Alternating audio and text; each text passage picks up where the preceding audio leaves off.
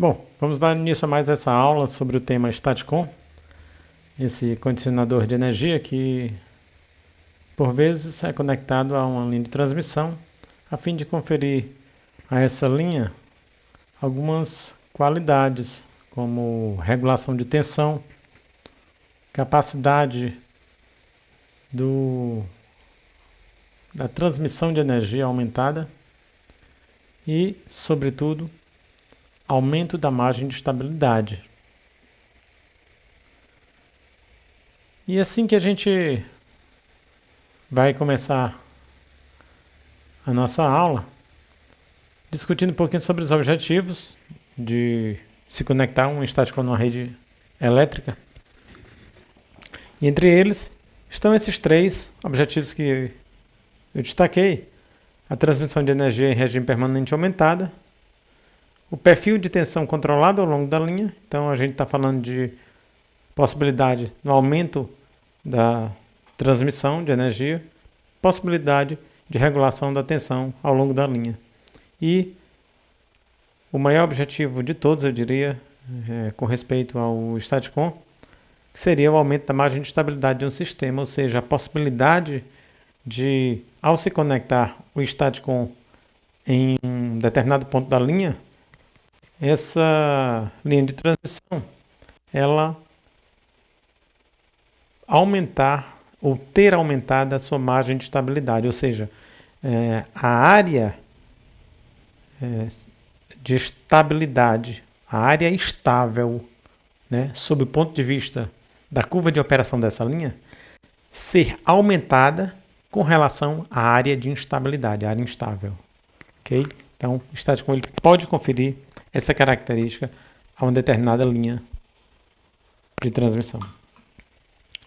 Bom, e ele faz tudo isso através da compensação de energia reativa, esteja ela para o lado capacitivo ou para o lado indutivo, e essa conexão seria uma conexão shunt. O Staticom ele é um condicionador de energia que atua em paralelo, ou seja, ele é uma fonte de corrente. Idealmente, ele pode ser modelado como uma fonte de corrente. Estando o Staticom conectado em um ponto da rede elétrica, em um ponto previamente escolhido, né? E a gente vai ver quais são os critérios de escolha deste ponto. Então, significa dizer que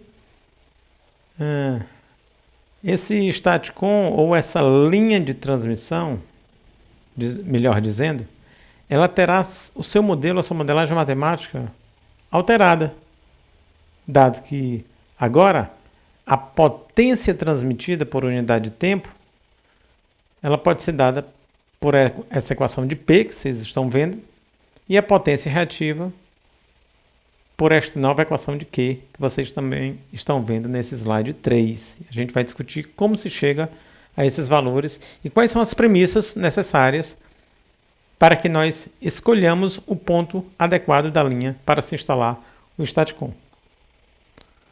Bom, princípio de funcionamento, né? Digamos que o Staticom não está conectado a uma linha, então a gente vai imaginar que nós temos duas barras, a barra de Vs e a barra de Vr, né? Então eu estou transmitindo energia de Vs para Vr. Eu tenho esse ponto M, mas vamos imaginar que eu ainda não tenho nada de um compensador shunt ideal, como é o caso deste, conectado neste ponto da minha linha de transmissão. Então, a equação que rege a transmissão de energia por unidade de tempo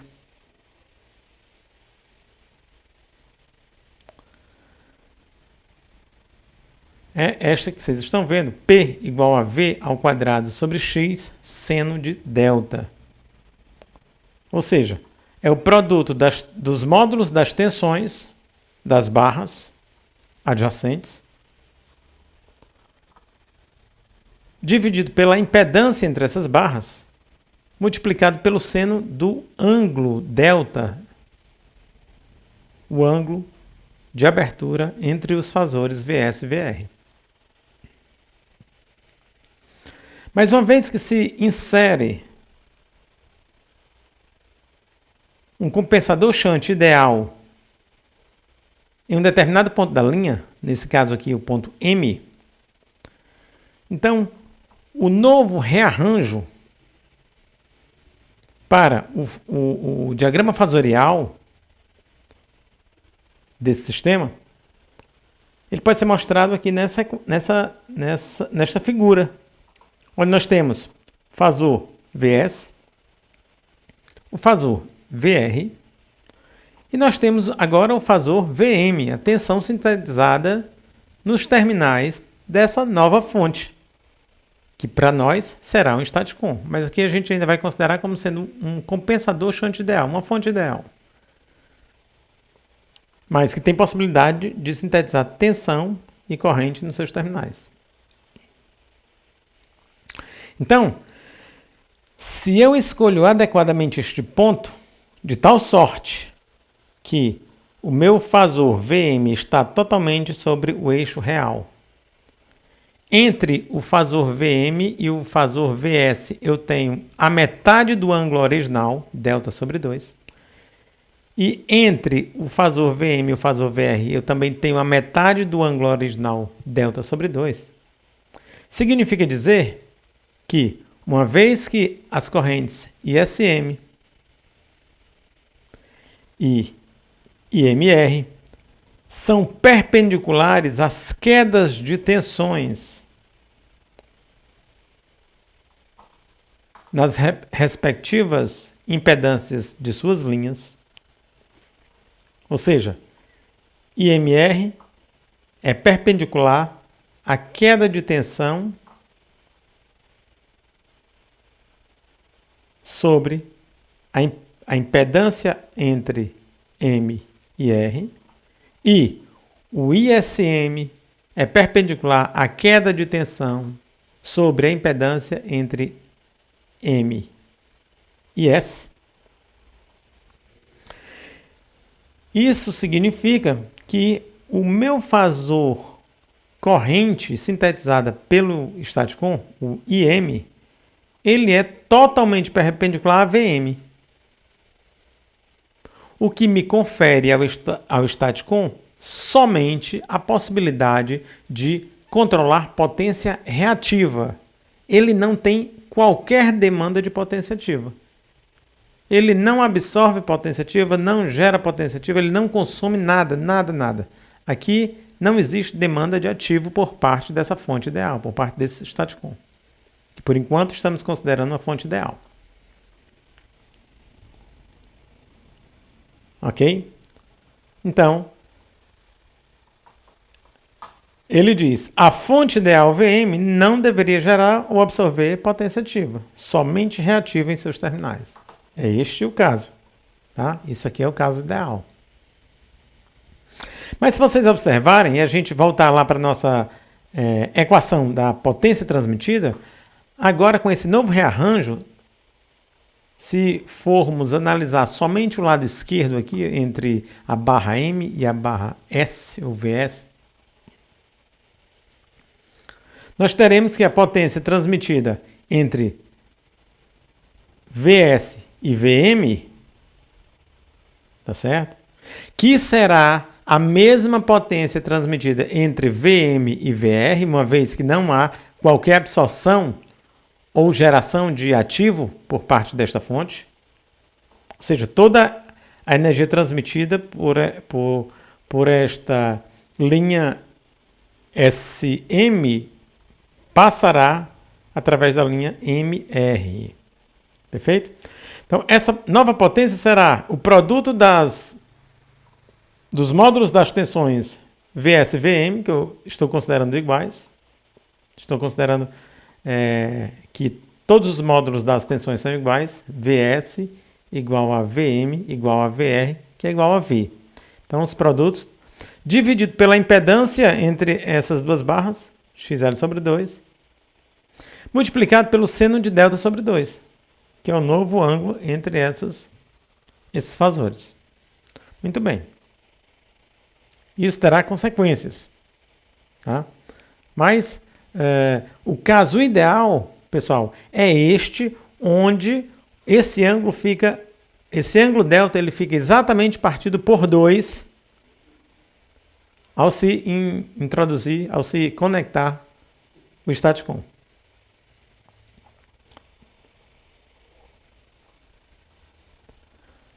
A potência transferida com o compensador shunt, ela passa a ser 2 vezes V ao quadrado sobre X, seno de delta sobre 2. Diferente do que eu tinha antigamente, sem a compensação, que é V ao quadrado sobre X, seno de delta. Então ele diz, dado que 2 vezes o seno de delta sobre 2 é uma curva sempre maior do que a curva seno de delta, para o intervalo de 0 a 2π, o compensador shunt melhora a capacidade de transmissão de energia elétrica na linha de transmissão. A gente vai, daqui a pouco, explorar mais essa observação. Mas vamos para o outro caso. O caso onde eu escolha um ponto aleatório da rede para a conexão do StatCom. E aquelas premissas iniciais não sejam respeitadas. Ou seja, eu não tenho este ângulo original, inicial, delta, partido por 2. Exatamente. Então, o novo rearranjo para o diagrama de fasorial, para essa nova realidade, será esse diagrama que nós estamos vendo aqui agora. Nós temos VS, nós temos VM e temos atenção sobre a impedância do lado esquerdo de VM. E do lado direito de VM nós temos VR, a queda de tensão sobre a impedância e o VM. Muito bem. Mas já se pode observar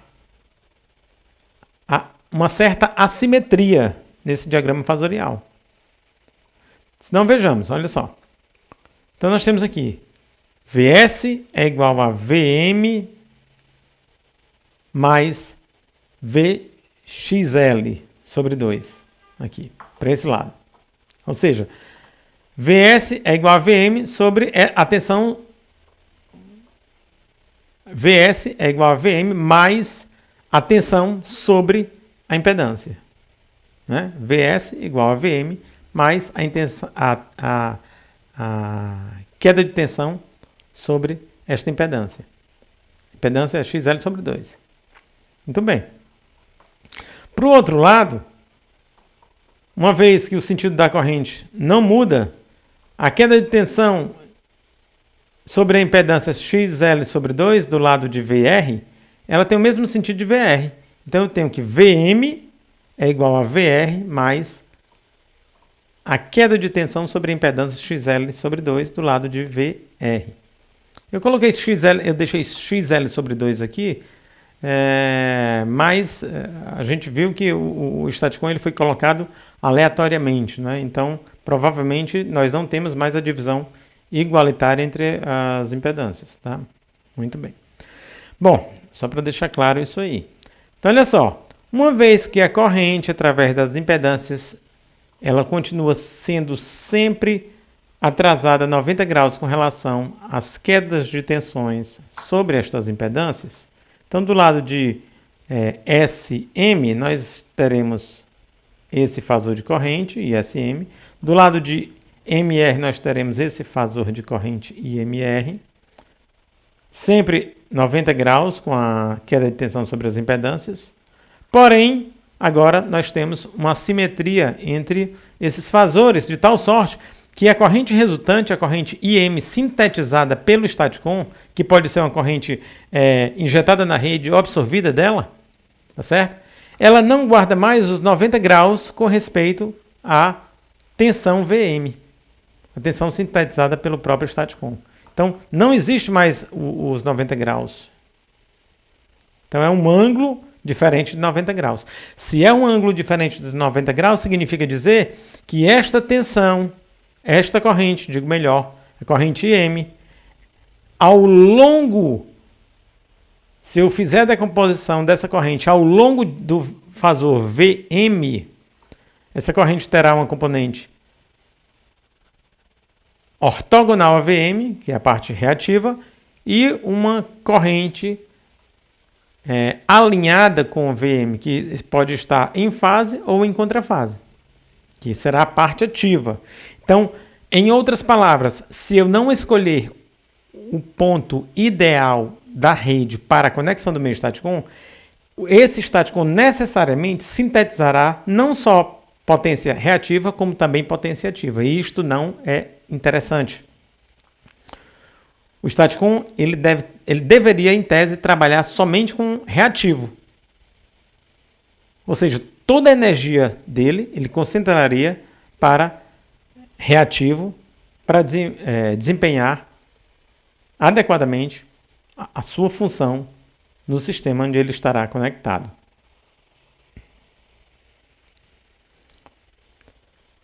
Então, é possível sintetizar componentes baseados em eletrônica de potência capazes de compensar tanto potência ativa quanto reativa, muito embora o Staticom, para o seu funcionamento, o ideal é que ele só sintetize reativo, nada de ativo. Na verdade, isso aqui falando idealmente, né? Na real, né, em um sistema real, nós precisaremos de um pouco de ativo para compensar as perdas nessa fonte, que não é uma fonte ideal, é uma fonte, como o próprio texto está dizendo, baseado em componentes de eletrônica de potência. Ok? Então, existe uma perda associada. Ok? E a compensação ela é feita através de armazenadores de energia ou fontes de energia. Aqui, no caso, o Staticom ele funciona como com elementos armazenadores de energia. Não é? Se nós observarmos ou lembrarmos da topologia de um Staticom, nós temos elo CC, é um inversor trifásico. Não é? Elo CC, eletrônica de potência, que eu posso ter 3 braços com 6 interruptores, 2 níveis de operação, né? E filtro de saída que pode ser puramente indutivo. Então, essa seria a possibilidade mais simplória, mais simples para um Staticom. LCC, conversor super convencional, né? Conversor de energia estático, trifásico, 3 braços, 2 níveis, 6 semicondutores e um filtro indutivo na saída. Muito bem. Mas voltando àquela análise onde nós comparávamos as duas curvas, sistema de transmissão sem o Staticom, sistema de transmissão com o Staticom, vocês viram que sem o Staticom nós tínhamos produto das tensões pela impedância, seno de delta. Com o Staticom, produto das tensões, aliás, 2 vezes o produto das tensões sobre a impedância, que multiplica seno de delta sobre 2. Ok? E aí nós dizíamos, na ocasião, que existe a possibilidade do aumento da capacidade da linha de transmissão. Então, pois bem, aqui nós temos as duas curvas, olha, de P contra delta, potência transmitida contra o ângulo de abertura entre os fasores. Em verde, sistema sem compensação. Em azul, sistema com a compensação. Desculpa.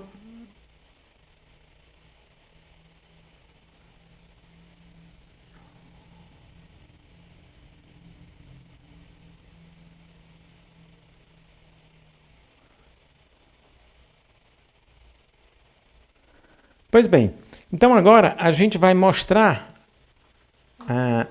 aquelas duas curvas que nós falávamos, sistema sem compensação, sistema com compensação. Sistema sem compensação, nós tínhamos P igual ao produto das tensões dividido pela impedância, tudo isso multiplicado por seno de delta. E o sistema com compensação, 2 vezes o produto das tensões sobre a impedância, tudo isso multiplicado pelo seno de delta sobre 2. Pois bem, essas duas equações nos fornecem esses dois gráficos. Em verde, sistema sem compensação, em azul, sistema com compensação. E nós dizíamos na ocasião da possibilidade do sistema com compensação ter a sua capacidade de transmissão de energia aumentada. É isso que vai mostrar esse gráfico. Olha só. Não foi exatamente o que a gente imaginava, não é, pessoal? Nós tivemos pouca... a quantidade de aumento na transmissão de energia, né, possibilitado pela inserção do STATCOM, é pouco. Ou seja, ele tem pouca capacidade de contribuir com o aumento da energia transmitida. Isso é um fato, certo? Dado que ele é um compensador shunt, certo? Mas ele tem outras possibilidades interessantes também para o sistema. Mas, sob o ponto de vista do aumento da capacidade da transmissão de energia, então nós estamos observando aqui com esse gráfico, sem termos realizado uma modelagem ou contas mais específicas, apenas visual, né? Aqui apenas uma demonstração visual através desses gráficos, que essa possibilidade é pouca, tá certo? Essa possibilidade de aumento na capacidade de transmissão da linha. Tá? Então ele diz, olha, o compensador shunt não aumenta significativamente a capacidade de transmissão de potência em uma linha para delta menor do que 90 graus. Em geral, esse ângulo está em torno de 30 graus. Então, realmente é uma capacidade... Aqui a gente foi até generoso, né? Porque 90 graus é aqui, 30 seria por aqui. Então, aí é que a gente não tem mesmo um aumento substancial. Tá? É algo bem inibido, digamos assim, né? Esse aumento na capacidade da transmissão de energia proporcionado pela conexão do STATCOM em uma linha de transmissão. Pois bem, mas, como eu falei, existem outras características interessantes que o STATCOM pode conferir à linha, como, por exemplo, o aumento da margem de estabilidade. Ou seja, a possibilidade de um sistema de geração, transmissão, onde em algum momento a transmissão caiu, deixou de acontecer, ou seja, a minha potência elétrica transmitida, demandada, foi a zero, tá certo? Então, a conexão do STATCOM possibilita com que esse sistema ele fique mais imune, tá certo? A uma possibilidade de instabilidade. Então, ele fica mais imune, ele fica um sistema mais forte, ok? E ele pode lidar com este tipo de contingência sem necessariamente ir para a instabilidade, ok?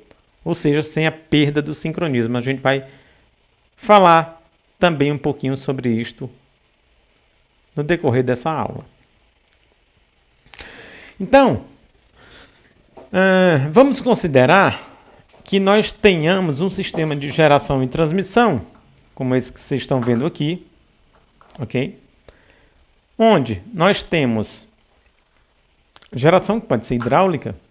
Então, tenho aqui a potência mecânica, temos conversão, torque elétrico, uma fonte, e temos a demanda para o sistema. Nós temos a transmissão ocorrendo, tá certo?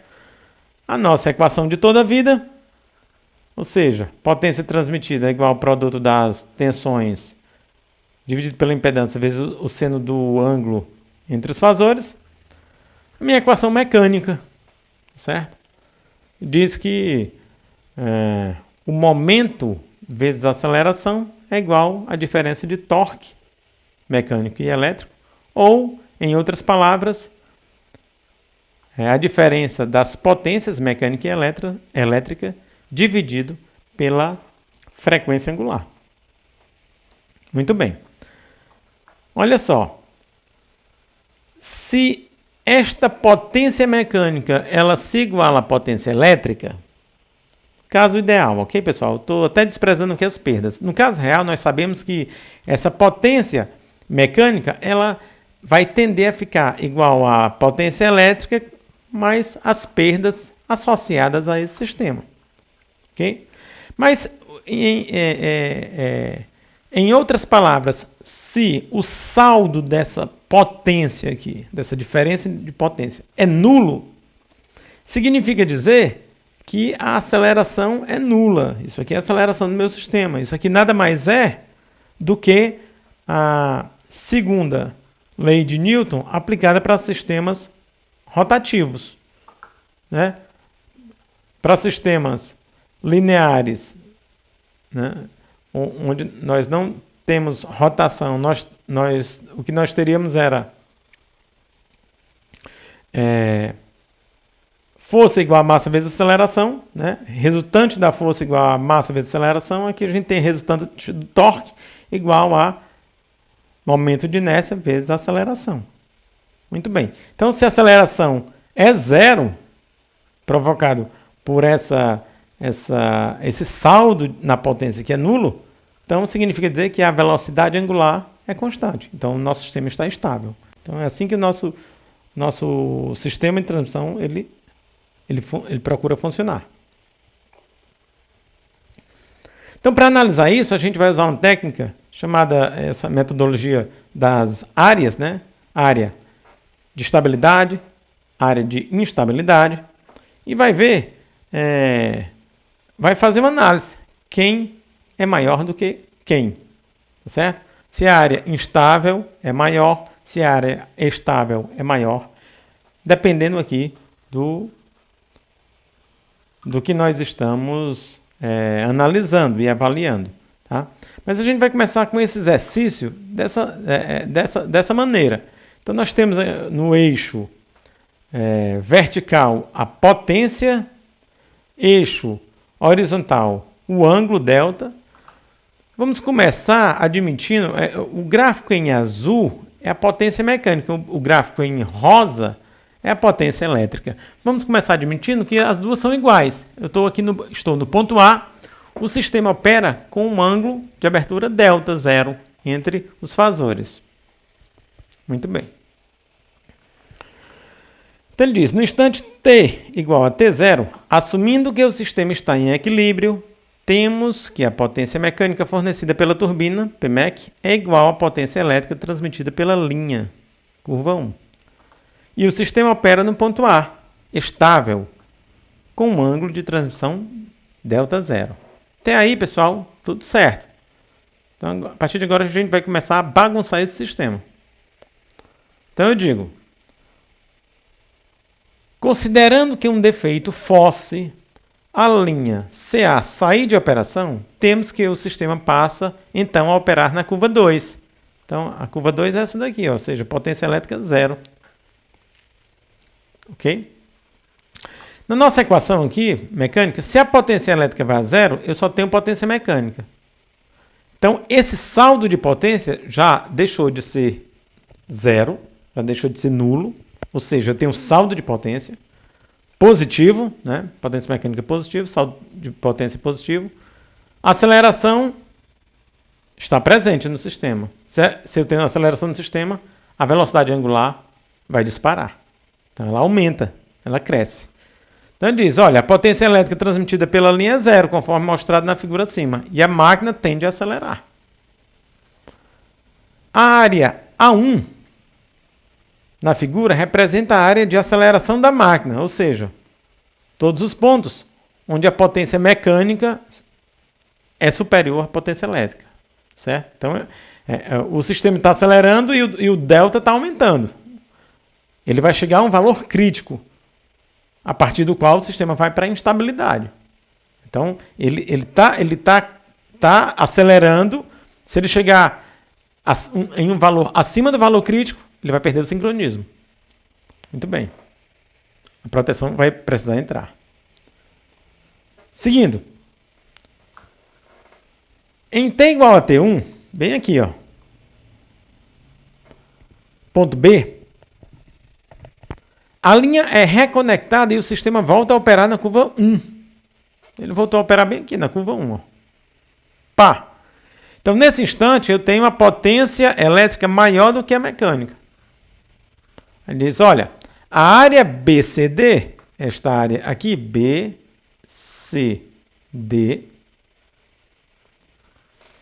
na figura, representa a área de desaceleração da máquina, ou seja, todos os pontos em que a potência elétrica é maior do que a mecânica. Corretíssimo. Potência elétrica maior do que a mecânica garante que, pelo menos, a velocidade angular ela esteja diminuindo. Isso aí é um ponto positivo, porque não existe a possibilidade de levar o sistema à instabilidade. Se A1 é menor do que... Se A1, a área da instabilidade, é menor do que a área BCD, o sistema é estável. Isto é, se mantém em sincronismo. Caso contrário, o sistema é dito instável. Se essa área ficar maior do que essa. Então, se isso aqui continuasse aumentando, ia chegar a um ponto onde a área 1 seria maior do que a área 2. Para o exemplo em questão, o ângulo delta vai aumentar até o instante t igual a T2, quando delta é igual a delta 2 e A1 é igual a 2. Então, aqui eu estarei no limite. Estarei com as duas áreas, a área responsável pela instabilidade e a área que diz respeito à estabilidade, elas estão iguais. Então, esse ângulo aqui é o ângulo crítico. Acima dele, o sistema vai perder o sincronismo. Pode-se, então, definir o ângulo delta C como sendo o ângulo crítico, acima do qual a área A1, a área da a área da aceleração, será sempre maior do que a área 2, a área da desaceleração. Ou seja, se ΔI maior do que ΔC, o ângulo crítico, o sistema perderá o sincronismo, pois A2 será menor do que A1. Ou seja, a área da desaceleração será menor do que a área da aceleração. Então, isso aí é o que vai caracterizar, pessoal, e ajudar a gente a estudar esse sistema. Agora, o que a gente vai fazer é colocar o staticon. Então, olha só. Coloquei o staticon na jogada. Mesma figura. Linha partida por 2, aqui, ó, onde eu tenho a metade da impedância. Vou garantir lá o meu ângulo. Delta sobre 2. Staticon conectado. Com exceção de um staticon no ponto médio da linha, o sistema passa a operar na curva 3 e a potência elétrica pela linha é dada por... Agora eu tenho esse outro valor. Então eu vou fazer esta curva sobre a antiga. Olha só. Olha que beleza. Curva inicialmente sem compensação era esta. A curva com compensação agora é a verde. Olha a área responsável pela desaceleração. A 2, muito maior do que a 1. Então, dificilmente esse sistema irá para a instabilidade. Então, essa é uma característica importantíssima e altamente interessante que o staticon confere a uma linha de transmissão. Note que para ângulos inferiores a 90 graus, tem-se pouco acréscimo na potência elétrica transmitida. Aquilo que a gente discutiu alguns slides atrás sobre a possibilidade do staticon contribuir com o aumento da potência de transmissão. Contudo, tem-se uma maior área de desaceleração, o que implica no aumento do limite de estabilidade dinâmica do sistema. Consequentemente, pode-se aumentar a potência transmitida pela linha em regime permanente. Muito bem. Que a potência é bem maior do que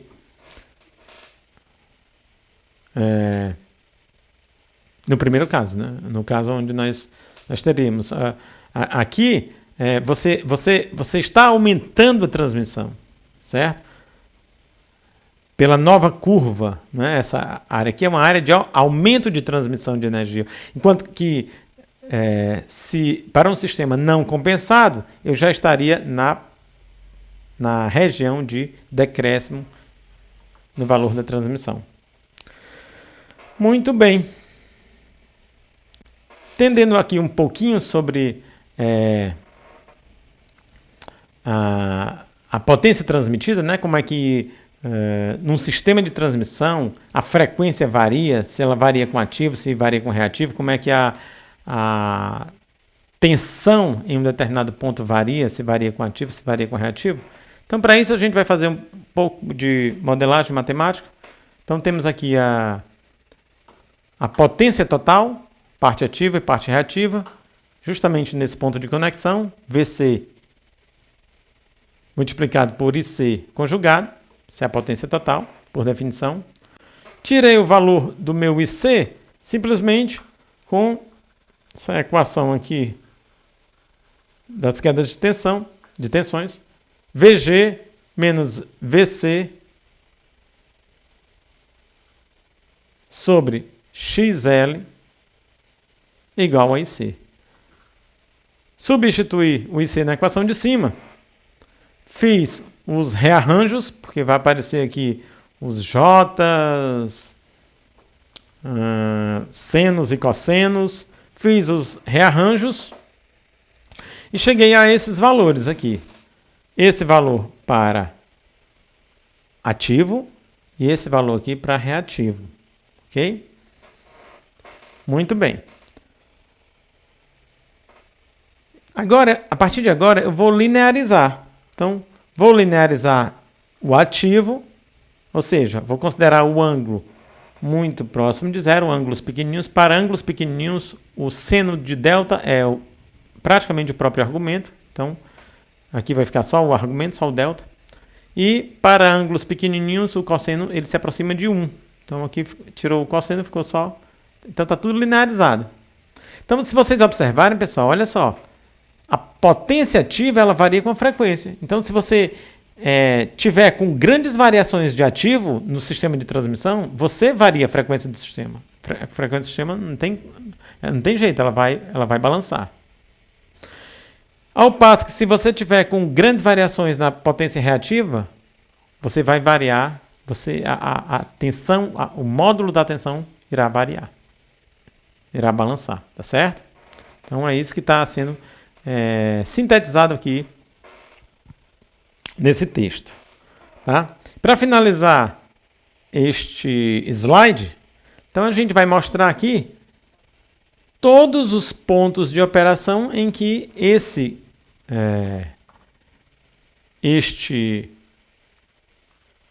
esta fonte conectada no ponto C, né, que pode ser um staticon, né, uma fonte onde ela possa sintetizar tensão e corrente nos seus terminais. Então, todos os pontos onde ela pode operar. Então, ela pode operar, na verdade, em quaisquer pontos sobre esse lugar geométrico, esse círculo. Tá certo? Lembrando sempre que essa corrente C sintetizada pelo staticon, sempre que fluir através dessa indutância, vai ter uma queda de tensão, e essa queda de tensão VL é sempre adiantada com relação a IC. Então, esses dois fasores aqui, eles são juntos, são pregados. O VL sempre adiantado com relação ao IC, certo? Sempre adiantado com relação ao IC. Então, olha só. Na verdade, como eu falei para vocês, o staticon, esses fasores aqui, nós temos o VG, tensão da rede, temos o VC, a tensão sintetizada pelo staticon, e temos o VL, que é a tensão sobre a impedância dessa linha. O VG sempre constante, o que vai variar é o VC e, por conseguinte, o VL.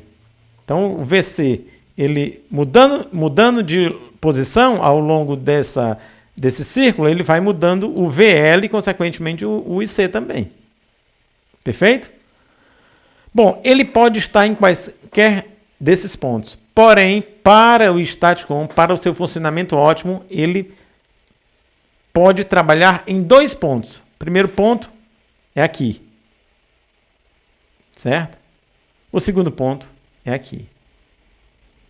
Porque nesses pontos que eu marquei para vocês, são os únicos pontos onde eu tenho a apenas potência reativa controlada pelo Staticon.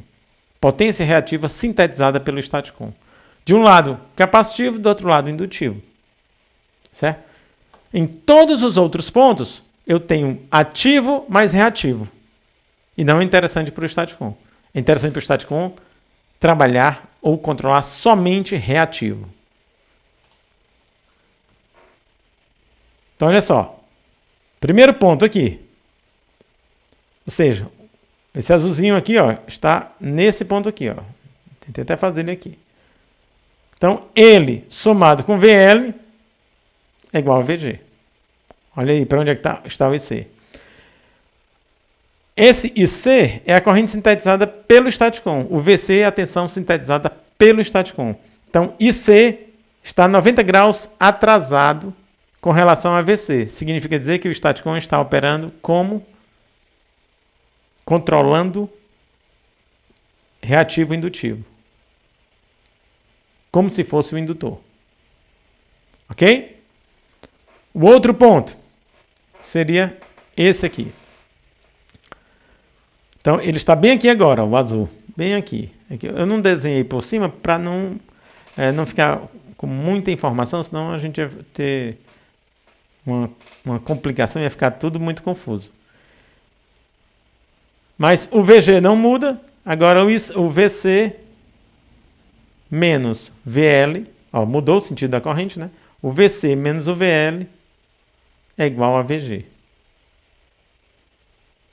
Certo? Se vocês observarem o IC e o VC, ó, IC, corrente sintetizada pelo Staticon, e VC, tensão sintetizada pelo Staticon, o IC está adiantado 90 graus. Agora, o Staticon está controlando reativo capacitivo. Ok? Então, são as duas possibilidades que ele trabalha somente sintetizando reativo. Se não, quaisquer outras possibilidades são possíveis para o Staticon trabalhar? Claro que são, lógico. Porém, ele sintetizará também ativo. E não é interessante. Não tem por que ele estar sintetizando ativo. Não tem sentido. Ok? Então, ele pode pegar tudo que ele tem de energia e concentrar somente em reativo. Muito bem, vamos seguir. 3 possibilidades para a operação. Mais uma vez, batendo nesta tecla, tá certo? 3 possibilidades para a operação do Staticon.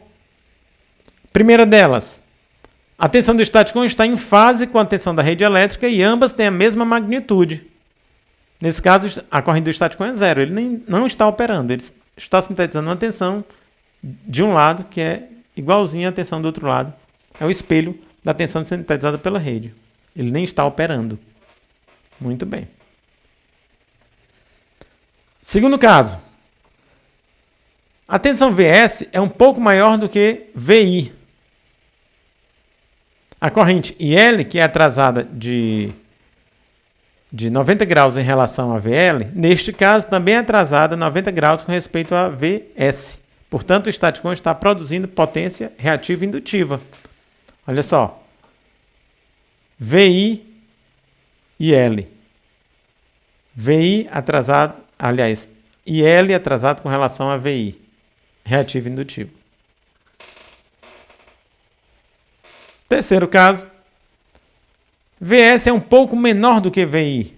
A corrente L, que é atrasada de 90 graus com relação a VL, neste caso está adiantada 90 graus com respeito a Vs. Portanto, o Staticon está produzindo potência reativa capacitiva. Olha só. VI 90 graus atrasados com relação a IL. Ou seja, IL é adiantado. Reativo capacitivo. Perfeito?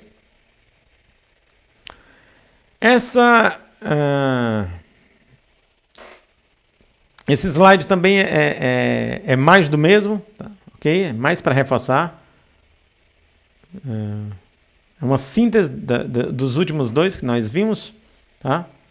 Então, somente para lembrar de alguns conceitos, né, que a gente viu e bater na mesma tecla mais vezes para que isso fique fixado na cabeça de vocês. Apenas troca de energia reativa para controlar a tensão no barramento CA. Através do controle da potência reativa no PCC é possível regular a tensão, tá certo? No ponto de conexão. Sempre que a impedância ou indutância da linha é puramente indutiva, a impedância faz mais sentido, né? É puramente indutiva, somente é necessário potência reativa para regulação de tensão no PCC. No caso ideal, não existe a necessidade de armazenamento de energia no LCC e a potência reativa injetada na rede não depende do valor do capacitor do LCC. Isso é garantido pela teoria PQ. Tá certo, pessoal? E, por último, uma certa quantidade de potência ativa deve ser requerida da rede para compensar as perdas de potência no conversor. Então, aqui é um fato novo. Muito embora a gente bateu bastante na tecla dizendo que o caso ideal é o Staticom só sintetizar reativo, né? Porém, a gente vive no mundo real e o Staticom ele é um componente real que dissipa energia e ele precisa de um pouquinho de ativo só para compensar as perdas. Mas é muito pouca coisa, é praticamente irrisório com relação à potência que ele irá compensar, certo? Então, é só para que isso não passe sem essa percepção, mas que essa quantidade de ativo ela é diminuta com relação a toda a energia que ele irá sintetizar, toda a energia reativa que ele irá sintetizar para controlar a potência reativa. Por fim, nós temos aqui um diagrama de blocos para mostrar, né, o controle do Staticom. E esse controle é o controle que nós já exploramos, controle de um inversor trifásico conectado à rede, controlado por controle vetorial DQ, no caso aqui, orientado pela tensão da rede elétrica, onde no eixo direto nós controlamos diretamente a tensão no LCC e no eixo em quadratura nós controlamos a potência reativa do conversor. No diagrama que nós mostramos alguns meses atrás, nós discutimos, etc., quando estávamos estudando controle vetorial, esse controle vetorial, a única diferença é que esse bloco aqui não existia. Ou seja, nós não controlávamos diretamente a potência reativa. Agora nós controlamos. O que nós controlávamos já era diretamente, era a partir daqui que funcionava, né? Então nós controlávamos diretamente a corrente IQ. Mas agora não. Nós precisamos de um valor de reativo para compensar. Então, não é adequado que estejamos controlando IQ. Nós vamos controlar diretamente a potência reativa. E o sistema, ele que vai sintetizar o valor de referência que a corrente em quadratura deve ter para a síntese de potência reativa que eu necessito. Seja ela capacitiva ou indutiva. Okay? Fora este bloco, pessoal, o diagrama é igual, ipsis literis, não muda nada. Então, toda aquela teoria vale para cá. Ok? A única parte é esse controlador a mais que entrou. Então, nós tínhamos 2 controladores no eixo direto e 1 em quadratura. Agora, nós temos 2 controladores no eixo direto e 2 controladores no eixo em quadratura. Tá? E estamos controlando diretamente a potência reativa do conversor.